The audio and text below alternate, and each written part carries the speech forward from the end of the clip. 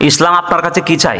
ইসলাম আমাদের কাছে চাই যে জিনিসটা, সেটা কোরআনের মধ্যে উল্লেখ রয়েছে। আল্লাহ তাআলা বলেন সূরাত সফের ৯ নম্বর আয়াত, আল্লাহ বলেন হুয়াল্লাযী আরসালা রাসূলাহু বিল হুদা ওয়া দীনিল হক লিইয়ুযহিরাহু আলাদ দীনি কুল্লি ওয়ালাউ কারিহাল মুশরিকুন।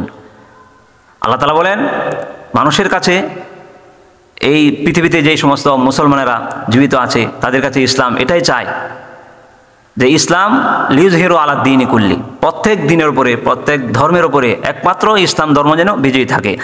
ইসলামকে ওভারটেক করে যেন কোনো ধর্ম এগিয়ে না যেতে পারে, কোনো ধর্ম যেন এই পৃথিবীতে বিজয়ী হতে না পারে। সূরা আলে ইমরানের ১ আয়াতে আল্লাহ তাআলা বলেন ওমা ইয়াবতাগি গায়রাল ইসলামি দীনান ফালা ইকবালা মিনহু ওয়া হুয়া ফিল আখিরাতি মিনাল খাসিরিন। মুহতারাম হাজিরিন, আল্লাহ পাক রব্বুল আলামিন বলেন, কোরআন আমাদেরকে বলছে যে ইসলাম ধর্ম ছাড়া যদি কেউ অন্য ধর্মকে গ্রহণ করে তাহলে সেই ধর্ম গ্রহণযোগ্য হবে না। ইসলাম আমাদের কাছে এটাই চাই।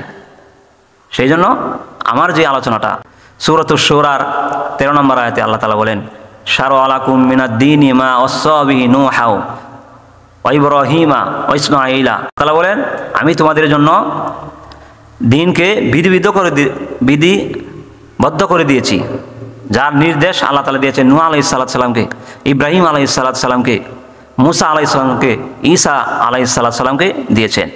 আল্লাহ তাআলা বলেন আন আকিমুদ্দিন, দ্বীনকে তোমরা প্রতিষ্ঠিত করো। আজকে আমরা দ্বীনকে প্রতিষ্ঠিত করার জন্য ইসলাম আমাদের কাছে চাই। ইসলামের প্রত্যাশা তো এটাই, আল্লাহ তাআলার ইচ্ছাও এটাই যে দ্বীনকে তোমরা বিজয়ী করো।